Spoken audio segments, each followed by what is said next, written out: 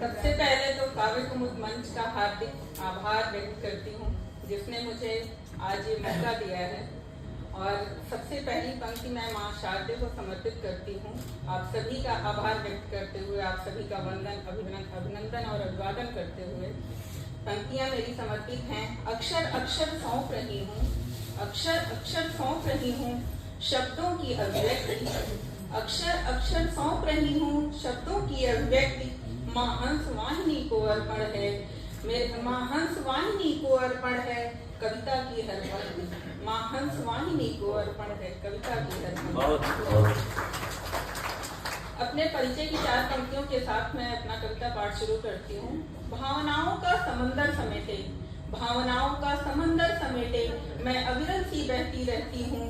मन के भावों को शब्दों में गढ़ने की बस कोशिश करती रहती हूँ। मन के भावों को गढ़ने की बस कोशिश करती रहती हूँ।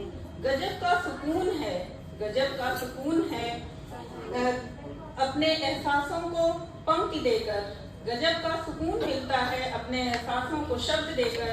इसलिए ही शायद निकल पड़ी हूँ लेखनी की सफर पर अपनी कलम लेकर। क्या कहते, बहुत बहुत। हमारे मन में भावनाओं का जो उथल पुथल होता है उसी भावना जोरदार ताली। बहुत बहुत बहुत।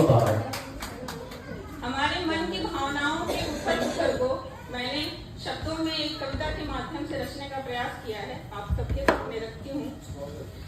लिखने बैठी मैं कविता, लिखने बैठी मैं कविता, सोचा मन के भाव लिखूं। लिखने बैठी मैं कविता, सोचा मन के भाव लिखूं।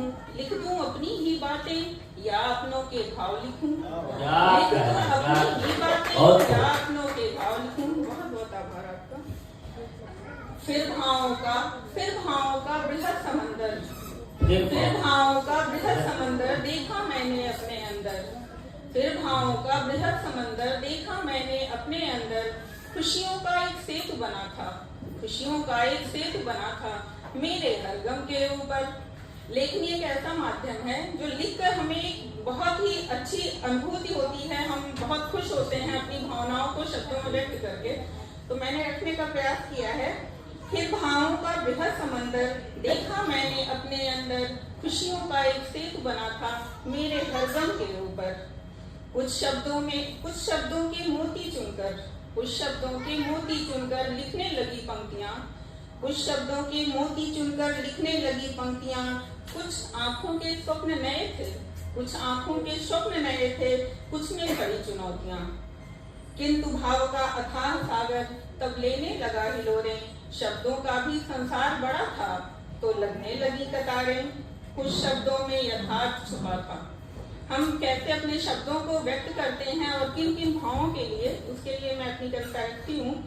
कुछ शब्दों में यथार्थ छुपा था, कुछ में कोरी कल्पना। कुछ आशा संग निराशा थी, कुछ भावों की परिकल्पना। कुछ आशा संग निराशा थी, कुछ भावों की परिकल्पना। कुछ शब्दों में जीवन के रंग, कुछ शब्दों में जीवन के रंग, विरह मिलन और वेदना। कुछ शब्दों में आकुलता थी, कुछ मानस की संवेदना। कुछ शब्द भाव और मरहम के थे, कुछ शब्द भाव और मरहम के थे। कुछ शब्दों में थी कटुता, कुछ शब्द भाव और मरहम के थे। कुछ शब्दों में थी कटुता। कुछ भाव छुपा रहे थे मानो इस चंचल मन की पटुता। कुछ भाव छुपा रहे थे मानो इस चंचल मन की पटुता। कुछ में अतृप्त क्षुधा थी, कुछ में अतृप्त क्षुधा थी। कुछ में थे करुणा के आंसू। कुछ शब्द दिख रहे थे मानो हो नटखट और जिज्ञासु। कुछ में माँ भारती की शौर्य कहानी, मर्यादा और संस्कृति। कुछ में वीरों की रणगाथाएं और शहीदों की आहुति। कुछ शब्दों में जयकारा था, कुछ शब्दों में जयकारा था मेरे भारत के यशगान का।